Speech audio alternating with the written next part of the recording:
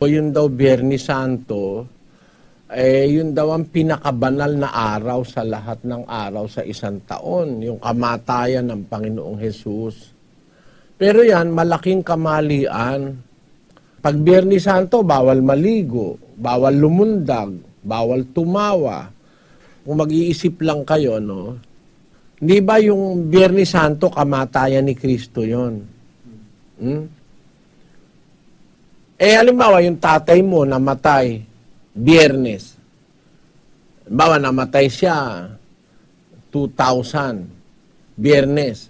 Sa 2001, hindi na Biyernes ang kamatayan niya. Malilipat yun ng ibang araw. Pareho ng petsa. Halimbawa, namatay yung tatay mo 2001, Enero 1. Sa susunod na taon, yung 2002, hindi na Biyernes. Sa 2003, maaaring malipat na naman yung araw sa ibang araw. Halimbawa, Primero ang petsa. Halimbawa, nung 2001, yung Primero ng Enero nung 2001 ay Lunes. Ngayon, noon namang 2002, ang Primero ng Enero, tingnan natin kung ano noong 2002 yung Primero ng Enero. Yung unang araw ng Enero 2002, Martes naman. Noong 2003 naman, ang Enero 1 ay Miyerkules naman. So, naiiba-iba ang araw. Ang petsa, tama, Primero ng Enero. Noong 2001, Lunes. Noong 2002, Martes. Noong 2003, Miyerkules. Kaya bawat taon naiiba ang araw. Kahit na pare-parehong Primero ng Enero, pero iba-iba araw na pinapatakan. Ang magtataka ka sa kamatayan ni Kristo, palipat-lipat ang petsa, pero laging Biyernes. Halimbawa, ikaw kapatid, ang birthday mo Pebrero 2. Nung ipanganak ka, Pebrero 2, pinanganak ka Martes.